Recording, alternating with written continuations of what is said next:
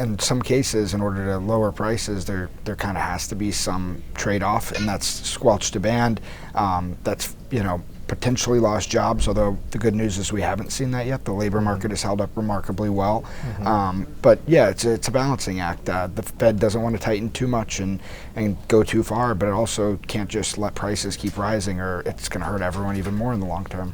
Welcome to Reporter's Notebook, where we talk to the Washington Examiner's top journalists about the stories breaking on their beats.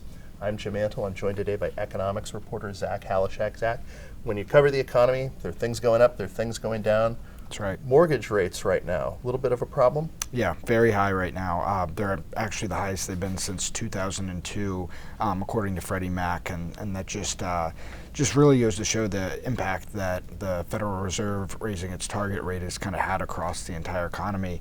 And it's tough for home buyers who, when a mortgage is clocking in at above 7.1%, right, it makes it more unaffordable to buy homes. And so in a lot of cases, people are holding off on selling or buying homes because they don't want to be locked into such a high rate. And obviously the interest rates are higher because they're trying to control inflation. Yep. But in some cases, for borrowers especially, it has the impact of almost, in the short term, making it feel worse because it's another thing that the cost gets more expensive for.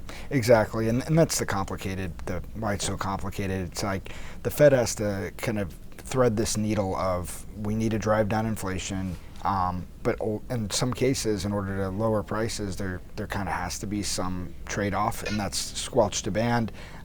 That's potentially lost jobs, although the good news is we haven't seen that yet. The labor market has held up remarkably well. But yeah, it's a balancing act. The Fed doesn't want to tighten too much and go too far, but it also can't just let prices keep rising, or it's going to hurt everyone even more in the long term. So you mentioned the job market. Now there is an area where we've seen a number that is low, and low is good. Yes. So jobless claims are remaining kind of surprisingly low. Since, I believe, the start of the year, they've really only hovered around this 50,000 range up and down.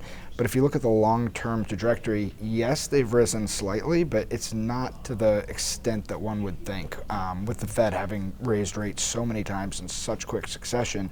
And I think many economists are very surprised when they're looking at these numbers and they're just not going up like the way you'd expect it to. Right. But I mean, it's certainly good for the economy because it means that people aren't losing their jobs and have to apply for unemployment. So right, good news for the economy right now, but it'll be interesting to see where that trajectory grows as rates stay high, or perhaps go a little bit higher, although most investors don't think the Fed's going to raise rates again this year. But yeah.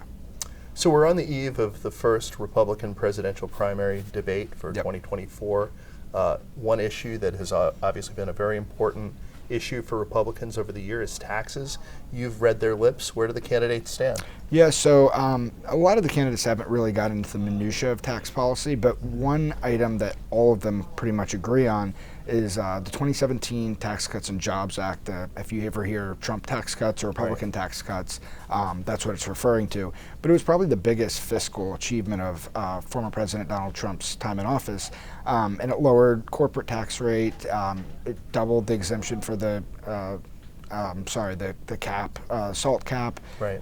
The state tax made changes to that. But it was a huge legislative achievement.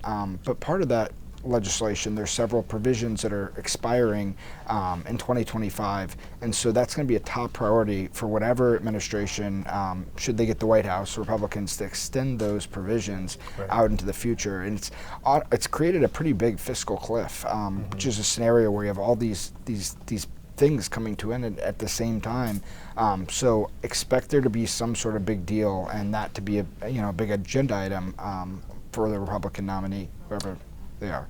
Yeah. So pretty much all of the Republicans want to keep or even make permanent the Trump tax cuts, or at least extend them. And President Biden would like to see them lapse for at least the highest earners who are receiving tax cuts. Is there really any area on tax policy where we're seeing a little bit more of a Republican debate? Within tax policy, I'd say the lower is better. Yeah. Lower is better. Tax cuts, yeah. Thank you, Zach. Yep, no problem. You can read Zach and the rest of our policy team's coverage at washingtonexaminer.com.